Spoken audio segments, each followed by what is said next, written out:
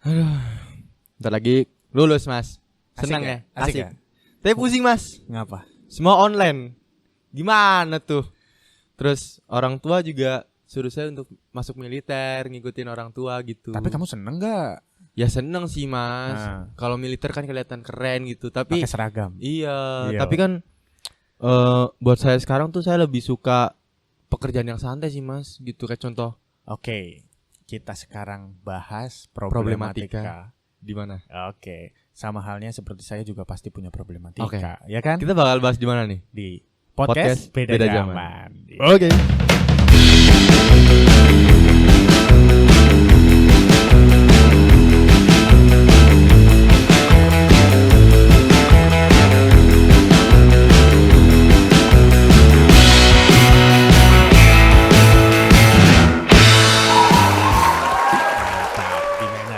Halo Bimanners, selamat datang lagi di podcast Beda Zaman. Kali ini aku punya masalah nih, pengen cerita nih ke Mas Bagus sama teman-teman yang lain, Mas. Ini Mas, karena aku kan kelas 3 ya kan. Kelas 12 ya. Iya, kelas 12 SMA itu. Bentar lagi lulus nih. Bulan ini udah mulai ujian-ujian nih kan, sampai bulan depan ujian praktek dan lain-lain. Dan pendaftaran kuliah juga udah dibuka kan? Iya, dengan udah. SBMPTN, LTMPTN dan lain-lain.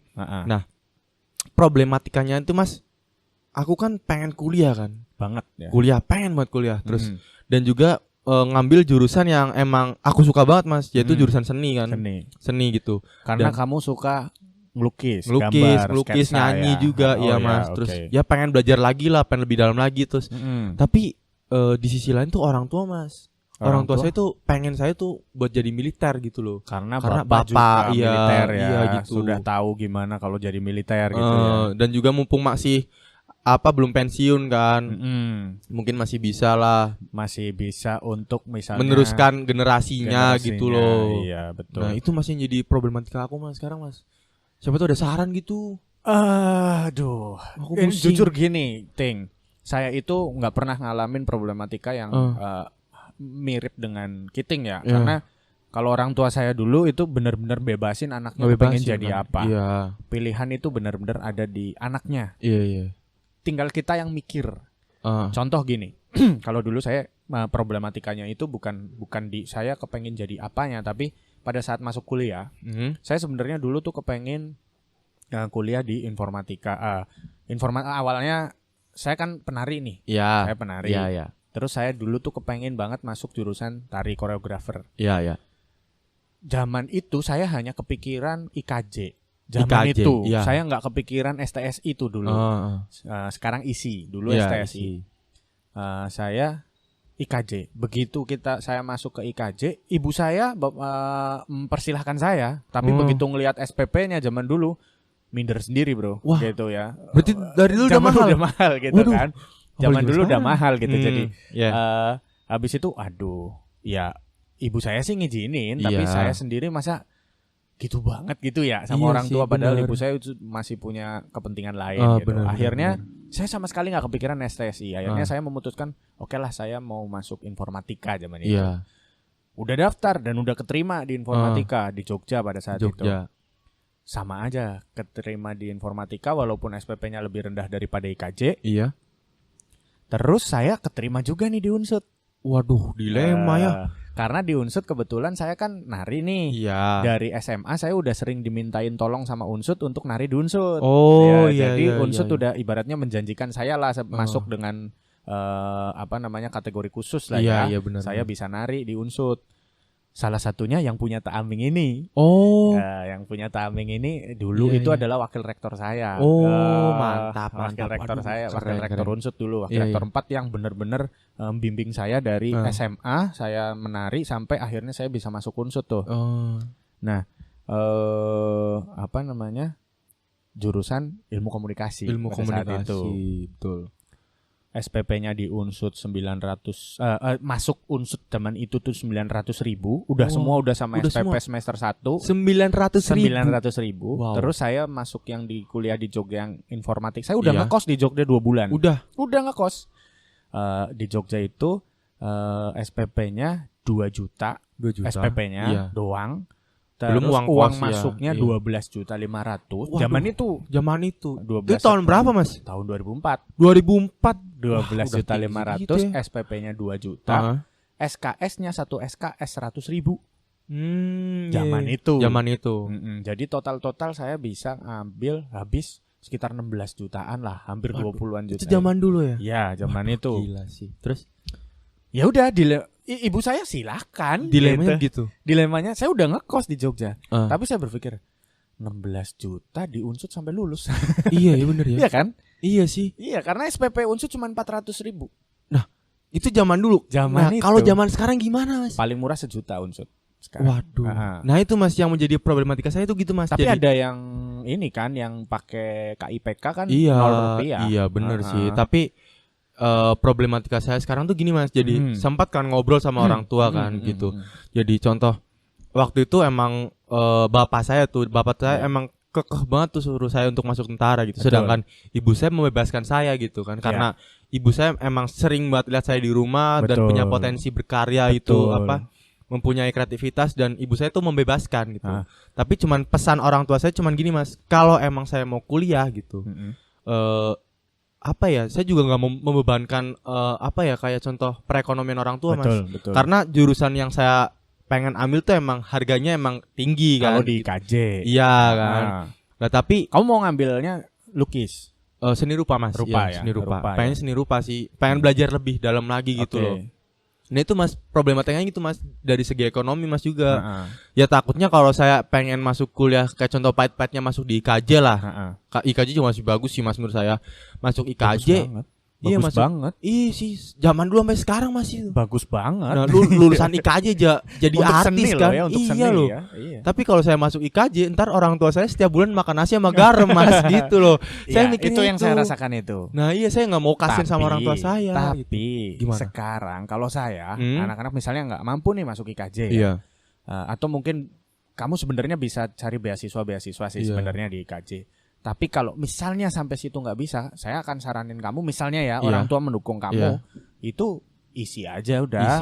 Institut Seni Indonesia itu sekarang juga udah keren. Dan sekarang juga banyak ya, Mas, institut seni juga. Temen saya dulu gini, kalau saya dulu itu kepikiran IKJ enggak, terus saya masuk STSI zaman itu, mungkin sekarang saya udah jadi penari profesional yang udah kemana-mana. Karena teman saya, kakak kelas tingkatannya di atas saya tingkatan sama kakak saya di STSI, sekarang udah jadi penari pro internasional loh. Waduh. Yang seangkatan saya juga ada, kalau dari Banyumas itu ada Mas Otnil ya, itu seangkatan saya. Itu udah jarang di Indonesia tuh. Yang satunya lagi Mas Rianto. Iya, Mas Rianto itu angkatan di atas saya, angkatannya kakak saya. Itu sekarang malah istrinya orang Jepang. Istrinya orang Jepang, penari Jepang juga. Bahkan istrinya ini penari lengger Jepang. Dan punya di sana tuh punya yayasan Dewan Daru Dance Company. Sanggar ya, Dewan Daru Dance Company. Itu adalah sanggar tari terbesar di Tokyo. Wah, dengan mengangkat konsep Indonesia. Mengangkat konsep lengger Banyumas malah. Bukan hanya Indonesia. Tapi lengger Banyumas. Wah, itu yang keren sih, benar. Gila kan? Iya. Saya bayangin, coba kalau zaman itu saya seri. Nah, itu Mas, saya kepikiran STSI gitu. Iya. Saya udah keliling dunia mungkin. Terus masalah selanjutnya tuh juga ini, Mas, problematika tentang ini, Mas, kayak contoh orang tua saya kan. Tanya gitu, kamu kuliah ambil jurusan seni, kamu lulus mau jadi apa? Gitu kan. Iya. Problematikanya kan. Dan banyak sih yang curhat menurut itu. saya gitu, Mas, zaman sekarang itu apa aja bisa. Iya. Skill itu nomor satu. Kita kalau mau jadi kayaknya juga nggak harus jadi tentara juga bisa kok. Bisa banget. Kakak saya tentara. Sama bapak angkatan laut juga. Tapi ya untuk secara kehidupan sekarang ya maksudnya memang sudah bagus ya secara kehidupan bener. Bagus. Cuman bagi saya ya bukan itu satu-satunya. Saya bukan tentara. Saya baru jadi dosen maksudnya bener-bener jadi dosen 2 tahun ini. Ya kan, sebelumnya saya bener-bener menekuni kesenian. Bener-bener pure saya kesenian. Tapi saya bisa hidup. Nah itu, Mas, masalahnya sukses dan kaya tuh nggak tergantung dengan apa gitu. Masalahnya sekarang bisa contoh aja, kita punya karya gitu kan. Betul. Terus itu juga bisa jadi duit kan, banyak juga kan. Karena karya itu emang memiliki ciri khas masing-masing gitu loh. Tapi bisa itulah jadi maksudnya gitu. saya setuju kenapa kita harus bahas karena memang kita harus mampu berpikir kalau kita jadi orang tua. Nah, itu Mas. Itu orang tua itu nggak mungkin menginginkan anaknya susah. Iya benar itu pasti. Orang tua itu nggak mungkin nginginin anaknya susah.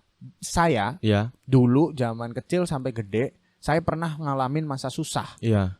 Nggak punya duit sama sekali itu sering gitu ya. Pasti sering sih, ya orang tua saya gitu. Bahkan ibaratnya zaman saya udah gede pun udah tahun 2010 2011 saya mau beli bensin aja. Wah, ini duit mau buat beli bensin apa buat beli makan? Iya bener masih mikir pelin-pelan ya. Iya, gitu. Kalau beli bensin saya nggak makan. Kalau beli makan saya nggak bisa kemana-mana gitu kan. Di rumah aja bener. Itu mengalami masa itu. Pasti. Nah sekarang saya melihat anak saya 2 apalagi nggak mau tuh kepikiran anak saya ngalamin apa yang saya rasakan. Iya sih. Makanya saya juga kepengen anak saya dari sekarang udah punya skill tertentu yang suatu saat itu diasah dan bisa menjadikan sesuatu untuk anak saya, terutama adalah material ya. Karena nggak mungkin hidup tanpa duit, itu nggak mungkin. Nah, itu mungkin yang difikirkan oleh bapak bahwasanya itu yang sebenarnya bapak kepenginin dari kamu. Udahlah jadi tentara itu pasti makmur gitu. Pasti udah dapat gaji. Pasti. Pangkat naik. Kalau apalagi kalau misalnya kamu masuknya perwira. Iya, dapat istri yang cantik-cantik kan. Mantap kan. Nikahnya udah pakai bedang pora. Itu. Nah, tapi apa ya Mas? Kalau betul, tapi gini. Mungkin karena pengetahuan orang tua kamu tidak sampai bahwasanya ada bidang lain yang bisa menghidupi kamu. Iya, karena zaman dulu Mas, karena bapak saya kan hidup zaman dulu dan bukan hanya zaman dulu, tapi memang begitu dia lulus jadi sesuatu, dia bekerja, dia jadi tentara. Oh, iya. Kalau ibu saya zaman dulu juga lebih tua mungkin. Ibu saya tahun 53 lahir, sekarang 67 tahun, tapi tidak pernah menyuruh anaknya jadi PNS, jadi tentara, jadi apapun. Ibu saya tidak pernah mengarahkan. Monggo silakan kamu mau jadi pengusaha, mau jadi penari, mau jadi PNS, mau jadi apa, enggak pernah ibu saya tuh menentukan. Kalau memang anaknya sendiri yang kepengen jadi PNS silahkan, mau jadi tentara silahkan, mau jadi penari silahkan. Berarti ibu saya minimalnya dia punya pengetahuan bahwasanya tidak hanya PNS atau tentara yang menjadikan sesuatu bagi manusia. Nah, itu Mas. Itu sih. Iya, nah, itu. Makanya mungkin kewajiban kita sebagai seorang anak, ini masuk mungkin mungkin memberikan edukasi dikit-sedikit ke bapak kamu atau ke orang tua kamu bahwasanya ini loh saya punya skill dan bisa menghasilkan. Contoh, kamu berdiri dulu tunjukin gambarmu tuh. Wah, ini ya. Balik aja. Oke, siap. Itu gambarnya Kiting. Nah, ini asli nih ya, walaupun ini salah satu merek ya. Ya salah satu merek lah. Salah satu merek yang kita sebut. Janganlah ya. Bikin pusing. Iya, jangan. Karena kita nggak di-endorse. Nggak mungkin kita. Ini, tapi kemarin Kiting sempat cerita sama saya bahwasanya dia bikin gambarin jaketnya teman, customize dengan pemikirannya Kiting sendiri. Iya, Mas. Karena Kiting hanya minta dibeliin cat, cuman bayaran cat. Tapi jaket itu dijual sama temennya, harganya 350.000 gitu. Waduh. Ada harganya kan? Ada. Coba kalau itu kamu yang jual sendiri, Ting. Dan kamu punya duit dari situ. Pasti orang tuamu mikir, kalau kamu memutuskan untuk kamu menjadi seorang seniman, orang tua kamu tidak akan ragu lagi. Karena apa?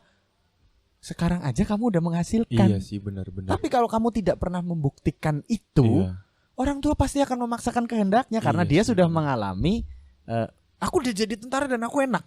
Iya. Nah, gitu. Bisa beli ini, bisa beli itu, dan bisa lain-lain. Begini, didik anak begini, kamu bisa ini, kamu bisa itu. Anak-anaknya minimalnya anak-anakku nggak kekurangan lah gitu ya. Benar. Cukup, walaupun cukupnya minim gitu, tapi cukup yang sederhana penting. Lah sederhana maksudnya. Gitu.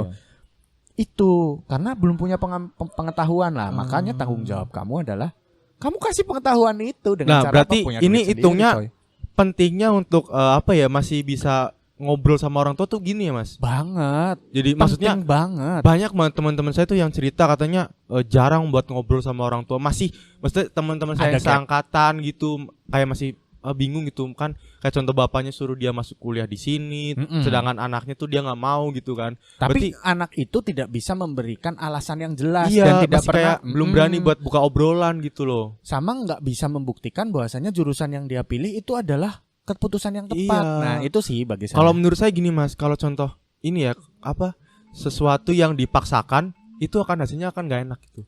Bakal nggak ikhlas kita jalaninnya.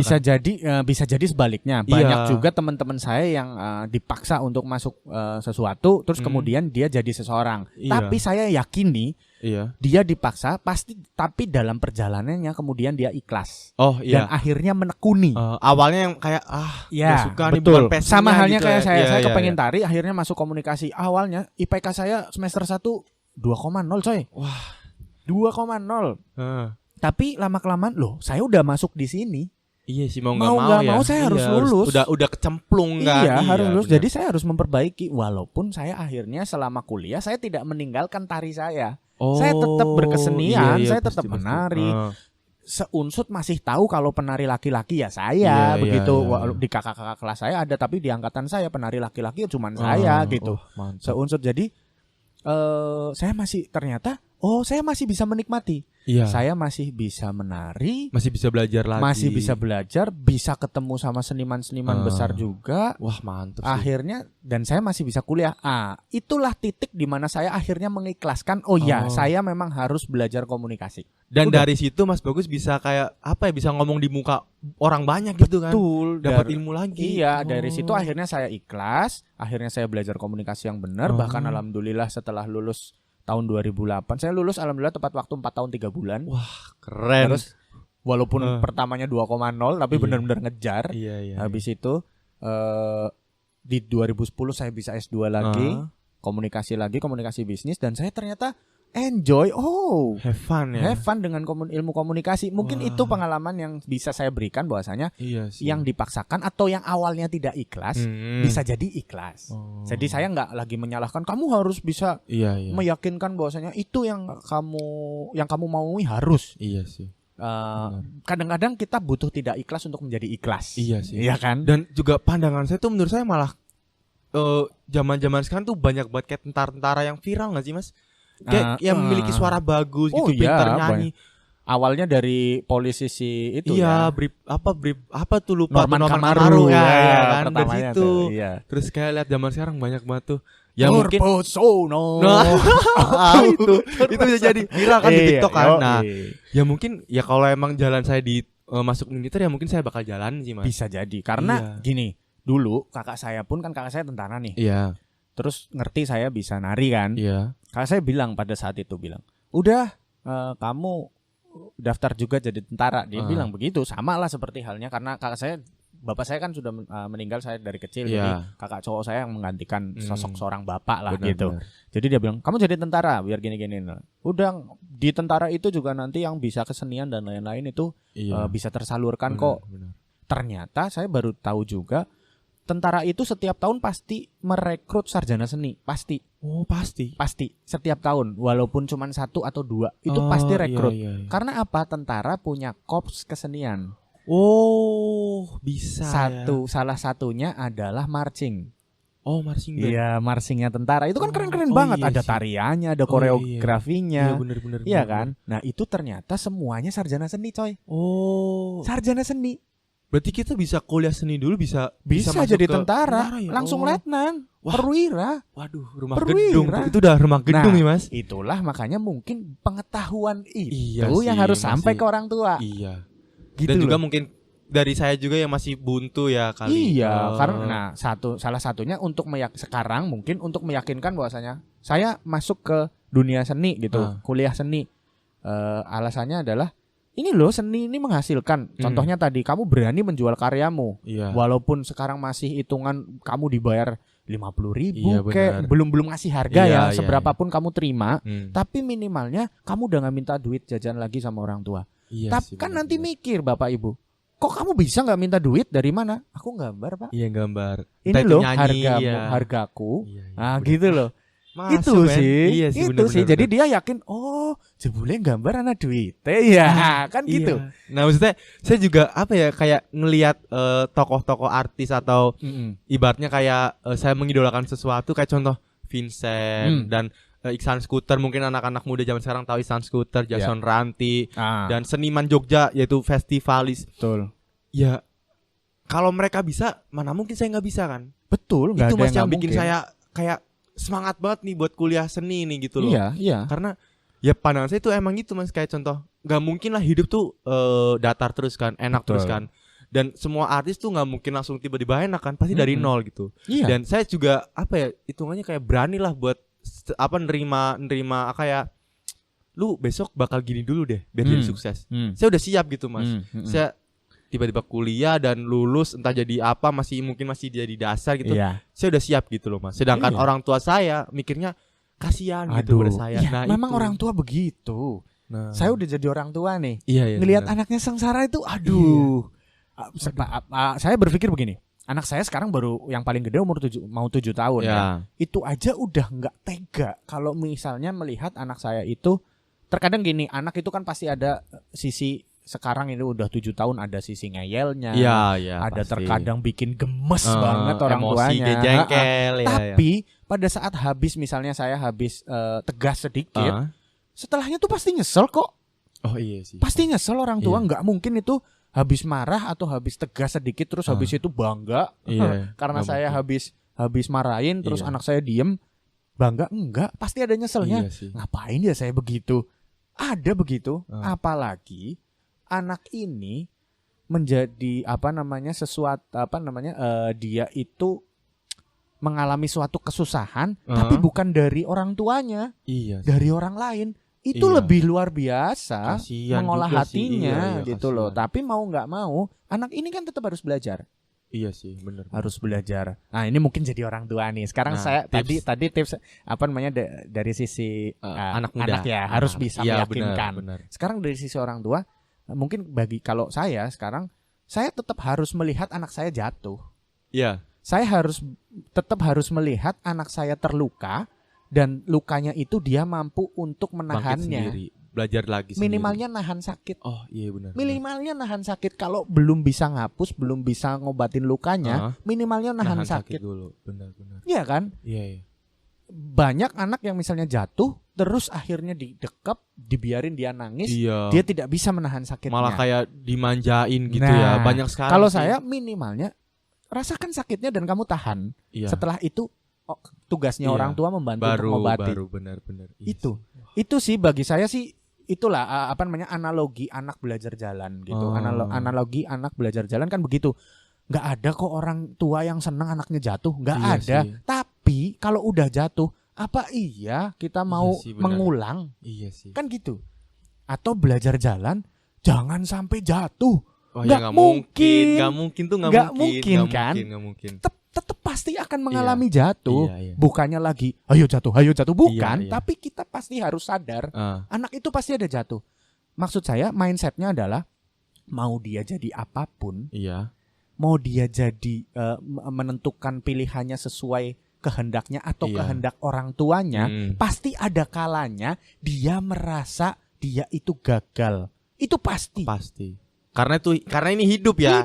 Karena ini hidup kan benar. Mau jadi suatu saat ya, saya bilang bisa jadi kamu misalnya ternyata menuruti apa kata orang tua dan kamu langsung nih daftar tentara, atau kamu ternyata orang tua akhirnya luluh dan kamu masuk seni, pasti ada kalanya kamu merasa kamu tuh gagal. Oh iya. Dan tugasnya orang tua membiarkan kegagalan itu untuk kamu resapi. Setelah itu baliklah ke pelukan orang tua untuk minta saran. Siap. Untuk minta diobati. Waduh, keren. Iya kan? Iya. Nggak mungkin. Nah, itulah bagi saya. Percakapan ini yang penting ini, yang dalam terpenting tuh pentingnya untuk bicara sama orang tua ya, Mas. Iya. Jadi saling meyakinkan. Iya sih, saling, benar. Bukan hanya satu sisi. Iya, karena untuk beberapa teman-teman saya di luar sana tuh kayak masih ini Mas bingung gitu, kadang cerita kan nongkrong itu. Aduh, tadi malam aku habis dimarahin nih, katanya besok lulus harus kayak gini, harus masuk kuliah ini, sedangkan dia nggak suka di dalam bidang itu loh. Sedangkan orang tuanya tuh nggak mau Mas si anak itu masuk ke sesuatu jurusan bidang itu. Iya loh. Terus itu yang masih jadi problematika teman-temanku sekarang gitu. Nah, dan mungkin aku juga ini sedikit tips ya. Kalau teman-teman masih dari kemarin, aduh nggak penting deh ngobrol sama orang tua. Ternyata ngobrol sama orang tua itu penting banget. Kita harus bisa meyakinkan orang tua bahwasanya kita mandiri. Iya, benar. Terkadang itu yang tadi saya bilang, orang tua memaksakan kehendaknya karena belum melihat anaknya bisa mandiri. Nah, itu benar, Mas. Itu yang jadi permasalahan. Ini juga maksudnya gini, saya juga bilang, anak belum bisa mandiri tidak mesti mutlak juga kesalahan anak. Bisa jadi yang tadi saya bilang, dia jatuh, belum aja dia ngerasain sakitnya, udah dipeluk, dipuk-puk supaya tidak sakit. Padahal udah kayak dimanjain ya gitu. Bisa jadi. Ini sih saya bisa jadi. Ada banyak kemungkinan apa yang menjadikan anak itu tidak mandiri. Banyak kemungkinannya. Tapi mungkin salah satunya orang tuanya sendiri yang membuat anak itu tidak mandiri. Bisa jadi. Betul, tapi saya tidak lagi memastikan. Yang penting adalah ya itu tadi saya bilang, komunikasi. Benar. Penting. Minimalnya gini. Apa nggak pernah sih makan bareng di meja makan?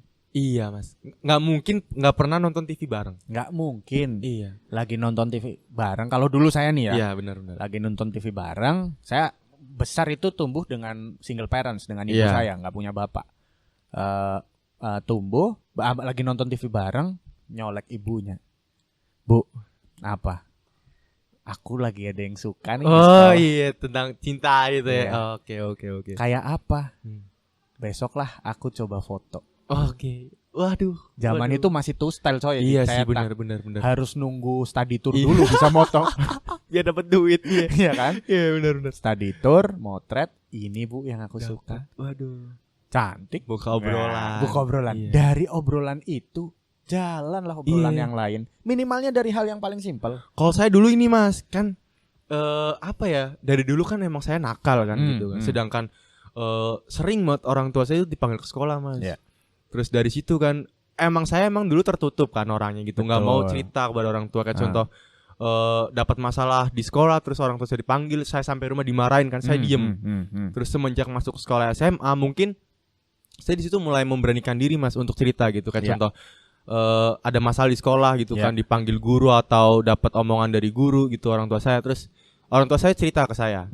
Dari situ saya mulai berani buka obrolan karena pentingnya komunikasi sama orang tua itu, Mas. Jadi contoh seakan-akan kayak orang tua kita tuh nggak bisa menyalahkan diri kita sendiri loh. Betul. Mungkin karena kita udah stres di rumah, ada masalah apa atau di luar dapat, terus kita masuk ke sekolah dan itu bikin sekolah hancur kan, bikin pelajaran hancur.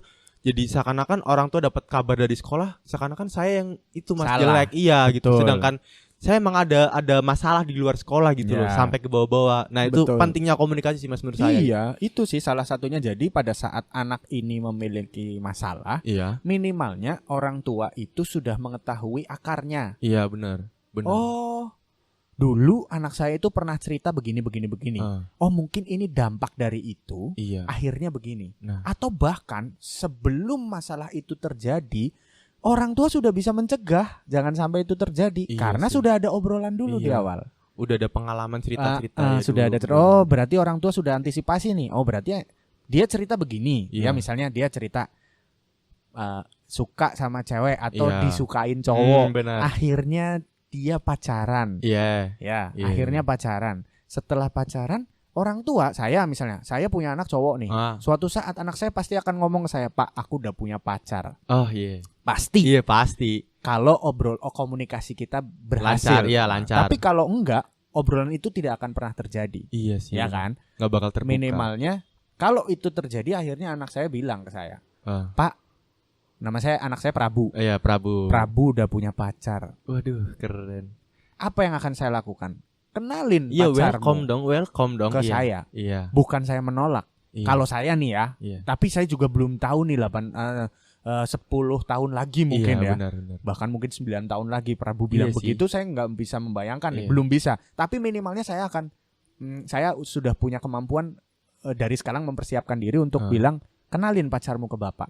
Karena apa? Kita setelah itu harus melakukan seks edukasi. Iya, benar. Karena kita juga dulu pernah ngalamin ya, Mas. Iya. Gimana rasanya pahit-pahitnya kita nggak boleh pacaran sama orang tuanya si cewek. Kalau saya nggak pernah. Kalau saya pernah, Mas. Kalau saya nggak pernah. Kalau saya pernah. Ceweknya. Iya, ceweknya gitu. Ceweknya kayak kita nggak boleh pacaran sama ceweknya. Betul. Itu kan. Kalau orang tua saya mah asik gitu. Kalau orang tua saya juga sama, Mas. Cuman ceweknya aja yang susah gitu kan. Emang nyesek kan gitu kan, pernah kan nyesek. Aduh, kita udah kayak berani terus tiba-tiba ceweknya nggak boleh pacaran, Iya. kan sakit kan. Kalau saya mungkin saya akan mempersiapkan diri untuk kenalin ke bapak. Iya. Setelah itu saya akan memberi batasan-batasan. Iya, benar. Kamu boleh pacaran Bisa tapi ngajarin, A, B, C, Iya, D, iya, benar, E sampai Z. Iya. Dengan alasan-alasannya. Kamu nggak boleh A karena apa? Ini, Kamu nggak iya, boleh B benar, karena ini. Kamu nggak boleh C karena ini. Tapi anak itu tidak merasa dilarang Iya. karena dia tetap bisa menjalankan Berarti itu hubungannya. saling menghargai ya, Mas. Saling dong. Berarti kita support anaknya, ya bukan support kayak membiarkan gitulah, tapi yang penting tahu batasan. Bukan Kita membiarkan, tetapi memberi batasan. Iya, memberi batasan Iya. kan. Apa memberi eksplorasi lah. Anak itu butuh eksplorasi. Iya sih benar. Apalagi cowok. Iya Nah, sih. ini ada salah satu teori dari buku, saya lupa baca Ah. buku judulnya apa saya lupa bahwasanya apalagi laki-laki. Iya. Laki-laki itu dunianya bermain. Benar. Lelaki itu dunianya bermain sampai usia berapapun. Kalau perempuan dunia Ah. bermainnya sampai dia anak-anak. Oh. Begitu dia masuk ke remaja, dia sudah punya dunia yang berbeda. Tapi kalau lelaki dari anak-anak, remaja, dewasa sampai buyutan, Iya. dunianya dia bermain. Terbukti, Mas. Iya. Kayak contoh kita aja sekarang lagi nongkrong kan. Kita main. Cuman yang membedakan antara mainnya Iya. anak-anak, remaja dan dewasa, apalagi buyutan, mungkin saya sudah akan menuju ke situ 10 tahun lagi gitu ya. Itu yang membedakan adalah mainnya itu bisa ditempatkan menjadi, kalau saya udah main yang menghasilkan, Iya, minimalnya benar. menghasilkan ilmu baru, Iya. menghasilkan sesuatu yang bermanfaat bagi Kayak orang melestarikan lain. permainan itu juga ya. Entah iya. itu belajar ngajarin tari gitu Betul, kan. kayak sekarang misal kita bermain nih, main podcast nih Iya, kan, main nah, podcast. Minimalnya ada obrolan yang Iya, bermanfaat. dapat ilmu juga dari Dapat obrolan ilmu, ini. Iya, gitu. benar, Itu benar. sih, Kiting. Kalau berarti emang bener-bener ini ya, Mas. Penting banget ya ngobrol sama orang tua ya. Banget, jangan sampai deh. Apalagi sekarang nih ya, Kiting kelas Iya, 12. aku udah kelas 12, Mas. Sekarang harus benar-benar ngobrol yang benar Iya sih. sama orang tua. Nah, bagi teman-teman yang masih kelas yang masih- 11, kelas 10, Bener, kelas yang masih 9, tertutup dengan orang tuanya. berusaha gitu. sekarang, ayo Iya. jujur sama orang tuanya. Benar, Jujur benar. sama orang tuanya. Saya senakal-nakalnya saya dulu, saya jujur semuanya ke orang tua. Saya bilang semuanya. Saya Iya merokok, sih. saya bilang. Saya mungkin pernah minum, saya bilang. Iya, gitu. iya. Jadi orang tua saya tidak ada yang tidak mengerti apa yang saya lakukan. Iya, Minimalnya iya, itu. benar-benar. Dan juga ini ya, Mas, hitungannya juga orang tua kalau anaknya cowok ya terhadap cowok, pandangan saya gitu. Ya kalau emang cowok kayak contoh rokok dan lain-lain itu emang wajar karena cowok kan, menurut saya. Tapi emang harus ada edukasi kan. Iya. Karena itu pentingnya buat ngobrol sama orang tua gitu. Iya. Kayak contoh kayak saya gitu loh, Mas. Bapak saya kan sering nggak di rumah gitu kan, kayak piket di kantor, Ya, di Cilacap, betul. kadang pulang 2 minggu sekali dan saya bener-bener sempetin buat ngobrol sama bapak saya gitu. Itu waktu yang pas itu paling abis maghrib, Mas. Abis bapak saya sholat, ibu saya sholat, makan bareng. ngobrol bareng. Iya, kadang ngobrol bareng di TV gitu, depan TV, terus ngobrol kayak contoh. Kemarin, Mas, waktu bapak saya balik, saya sempet ngobrol kan. Emang dari awalnya emang bapak saya emang kekeh gitu. Terus saya cerita, "Pak, saya pengen jadi kuliah jadi ini mah di seni rupa gitu kan." Terus bapak saya masih kayak diem aja gitu. Terus ibu saya cerita ke saya, terus curhat. Ya emang kalau kamu suka tekunin gitu. Jadi mama sama papa kayak ngebebasin kamu aja lah sekarang lah. Karena kamu udah besar, udah bisa milih yang baik dan benar. Kalau emang ya papa sih cuman pengen kamu daftar dulu lah. Daftar dulu, kalau emang keterima ya tolong papa minta tolong kamu buat jalanin itu terus. Kalau emang gak keterima ya silahkan. Oke. Karena kamu udah emang udah ada jalannya sendiri lah buat mencari sesuatu. Tapi kan gitu. disitulah terjadi kesepakatan. Nah itu, Mas. Tinggal mana yang mengikhlaskan kan. Iya, itu tadi saya bilang benar. terjadilah kesepakatan, tinggal siapa yang mengikhlaskan. Iya. Gitu. Tapi ada komunikasi dulu. Iya, Oke, benar. deal-dealan ya. Iya, kalau deal. ini saya lakukan tapi apa, maka saya akan ini. Oke. Tapi kalau misalnya saya melakukan ini berarti saya bertanggung jawab untuk ini. Iya. Ada itu. Iya sih, benar. Tapi kalau dari awal enggak dan tidak ada obrolan setelah itu, selesai. Iya sih. Tidak akan terjadi keikhlasan. Wah, bakal Gitu terpaksa sih. ya, Mas. Paksa banget. Iya, Ya kasihan walaupun juga. yang tadi saya bilang mungkin awalnya nggak ikhlas banget, tapi ya di tengah-tengah gimana Iya. lagi. Tapi banyak juga yang begitu terus akhirnya gagal. Iya sih, benar. Itu tapi jangan sampai lah ya. Jangan sampai, makanya sebelum kita itu akhirnya gagal, dari sekarang kita ayo komunikasi yang baik sama orang tua. Tapi mau sampai kapanpun juga tidak ada bekas orang tua. Iya sih. Orang tua adalah junjungan kita yang pertama di dunia. Benar. Yang menjadi jembatan kita komunikasi dengan alam semesta. Saya bilang begitu. Wah, gila. Saya bilang begitu. Orang tua itu adalah dua manusia yang menjadi jembatan kita untuk berkomunikasi dengan alam semesta. Kalau orang tua merestui, maka alam semesta merestui. Wah, keren bahasanya, keren banget. Waduh, keren. Iya kan? Iya bener sih Mas. Tuh, makanya jadilah komunikasi yang baik dengan orang tua. Iya. Pada saat orang tua sudah ikhlas, sudah kamu mau minta apapun sama alam semesta, sama Tuhanmu, nggak mungkin ada yang bisa, nggak mungkin tidak bisa kamu dapat. Wah, semoga aja sih besok kalau emang jalannya saya menjadi militer, saya bakal tekunin lah ya. Amin. Kalau memang itu kan. Iya. Tapi kamu ikhlas. Bakal ikhlas lah. Dan saya nggak gini, di militer juga kamu tetap bisa kok. Iya, gambar kesenian ya. Pasti bisa. Pasti. Wah. Kakak saya pernah main ketoprak di Angkatan Laut. Wah. Dan di tentara juga ada ini Mas, kayak contoh di Angkatan Laut kan ada yang kapal pesiar tuh yang keliling negara dengan mengenalkan potensi daerah negaranya. Kan. Keren banget sih. Iya, salah satu dulu kakak saya itu jadi pas lagi wisuda apa gitu saya lupa, terus ketoprak seluruhnya TNI. Wah, keren. Bener-bener yang main TNI ketoprak, keren. main kesenian, jadi berarti tetap bisa bagi saya gitu loh. Ada bahkan kan sekarang TNI dukung banget tuh kesenian. Iya sih, benar. Kemarin pas masa pandemi tuh banyak kan kegiatan-kegiatan yang dilakukan sama seniman-seniman Banyumas. Iya. Itu yang dukung dari TNI dan Polri loh. Oh, keren.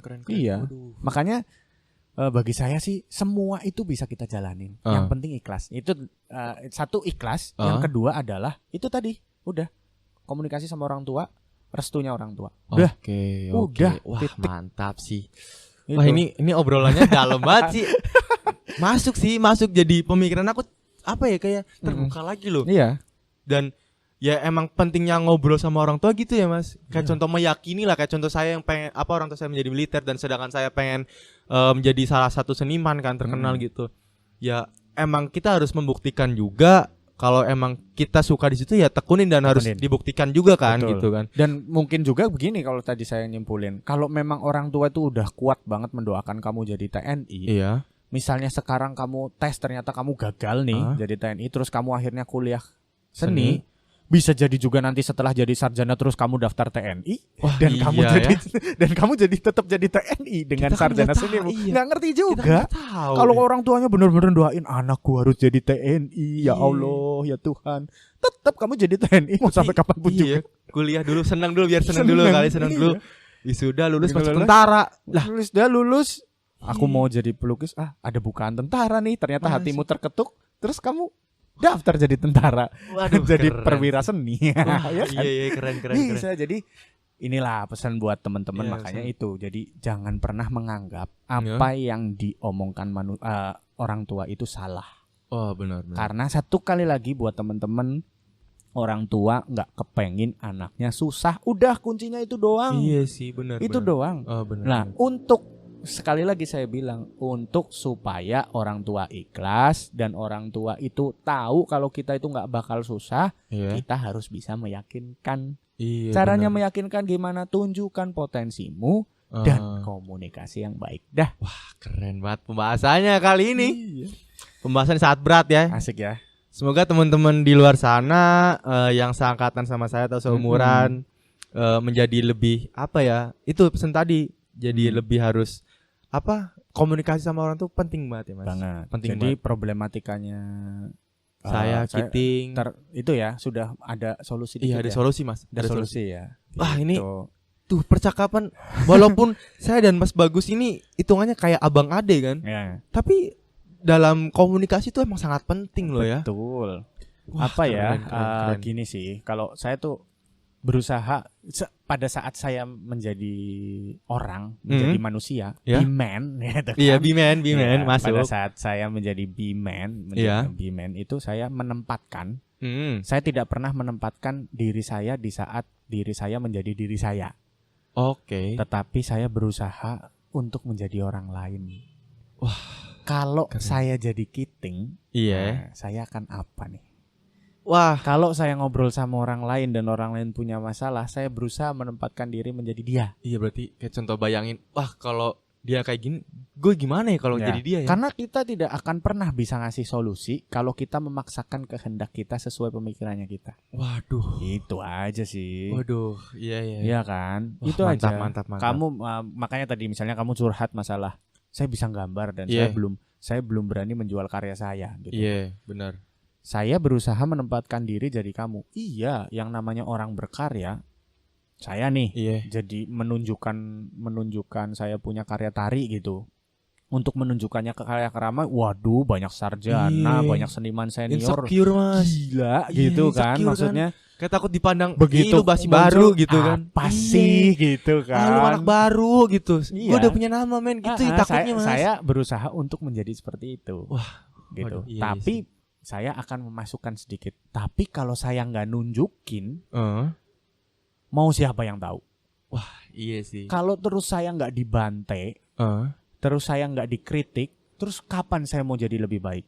Kapan saya bakal maju ya gitu? Iya, jadi ngeluarin karya, ngeluarin sesuatu, ngeluarin pendapat. Nah, ini buat teman-teman yang di sekolah, buat teman-teman yang kuliah, iya kan? Kalau di kelas dosennya, gurunya bilang siap ada pertanyaan, ada yang mau ngasih masukan, jangan diam, ngomong aja sesuka hati. Nah itu sih. Udah bener, ngomong aja salah itu wajar. Orang kita manusia. Mulut kita itu diciptakan dengan berjuta-juta saraf yang diatur di otak, dan otak ini nggak mungkin bisa mengkoneksikan 100% kerja tubuh kita kok. Jadi salah itu wajar manusia. Kita juga manusia kan, kita bukan dewa gitu. Kalau kita dewa pasti kita bakal benar. Jadi bagi saya sih yang penting ngomong gitu aja. Yang penting nunjukin bahwasanya saya ada. Kalau kata apa namanya filsuf René Descartes kata. Oh iya. Gimana itu dia bilang aku ada karena aku. Aku ada karena aku. Kalau aku tidak pernah menunjukkan aku, maka tidak akan pernah ada aku. Iya apa enggak? Wah, filsuf ya. Woi, itu emang berat Mas. Wah, iya sih. Iya, tapi itu bagi saya bisa dicerna. Bisa dicerna. Iya. Selama kamu tidak pernah menunjukkan karyamu, siapa yang mau mengakui bahwasanya Kiting Sinting bisa menggambar, Kiting Sinting punya karya. Wah, mantap. Wah, nih Mas, pesan-pesan deh buat teman-teman di luar sana nih. Tentang percakapan kita tentang ini. Ya. Saya sama Kiting berusaha untuk ngobrol yang santai. Iya. Saya sama Kiting berusaha untuk mencari jalan. Apa namanya? Itu beda zaman itu ya. Saya di zaman saya, Kiting di zamannya. Kadang-kadang mungkin saya butuh saran dari Kiting. Dan kadang-kadang juga Kiting butuh saran dari saya. Maka di obrolan ini di beda zaman ini kita sama-sama mencoba masuk ke zaman kita. Nah, gitu aja.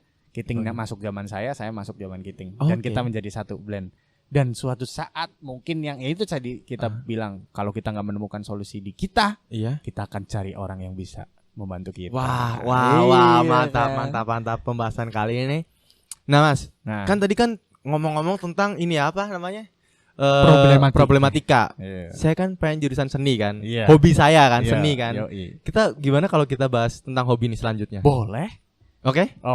Kita bakal tutup dulu tentang problematika ini. Kita bakal istirahat lagi. Iyalah. Kita akan lanjut lagi ntar. Bahas tentang apa nih ya? Hobi. Selanjutnya bakal hobi. Yang keren. Hobi zaman dulu Mas Bagus tuh gimana? Zaman sekarang yang paling keren. Sampai sekarang. Oke. Kita bakal. Sampai ketemu lagi Bimanners di podcast Beda Zaman.